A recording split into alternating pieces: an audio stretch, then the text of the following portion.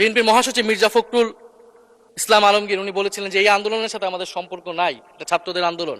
তার ওই বক্তব্য সঠিক ছিল মাননীয় স্পিকার। তার ওই সময়ে কৌশলগত অবস্থান এটাই সঠিক ছিল, উনি ওই সময় এই বক্তব্যই প্রয়োজন ছিল। এটা তো আমাদের কোনো দ্বিমত নাই।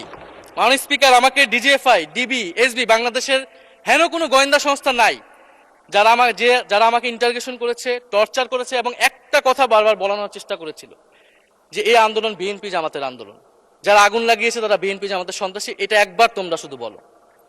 ডিবি অফিসে শেষ পর্যন্ত আমরা বাধ্য হয়েছি আন্দোলন স্থগিতের ঘোষণা দিতে, কিন্তু কখনো এই কথাটা মাননীয় স্পিকার আমরা বলিনি। ফ্যাসিবাদ বিরোধী রাজনৈতিক দলের নেতাকর্মীকে আমরা আন্দোলনের সময় থেকে এখন পর্যন্ত কখনো আমরা অস্বীকার করিনি। কিন্তু একটা জায়গা আমরা ফারাক করতে চাই, যে এই গণ অভ্যুত্থান কোনো দলীয় আন্দোলন নয়। 90-এর গণ অভ্যুত্থান, 69-এর গণ অভ্যুত্থান থেকে এই গণ অভ্যুত্থানের পার্থক্য রয়েছে মাননীয় স্পিকার। এই গণ অভ্যুত্থানে ফ্যাসিবাদ বিরোধী রাজনৈতিক দলের নেতাকর্মীরা নেতৃত্বে নয়, সামনে পিছনে ছিল মাননীয় স্পিকার। সামনে সাধারণ জনগণ ছিল, ছাত্ররা ছিল। ফলে সেই হিসেবেই এই গণ অভ্যুত্থানকে স্বীকৃতি দেওয়া উচিত। এখন যদি বলা হয় যে অমুকের নেতৃত্বে এই গণ অভ্যুত্থান হয়েছে, আমাদের লোকেরা এই গণ অভ্যুত্থান করেছে, এটা মাননীয় স্পিকার এই গণ অভ্যুত্থানের সাথে যারা সাধারণ মানুষ নেমেছিল, যারা শহীদ হয়েছে, তাদের সাথে মাননীয় স্পিকার বিশ্বাসঘাতকতা করা হবে।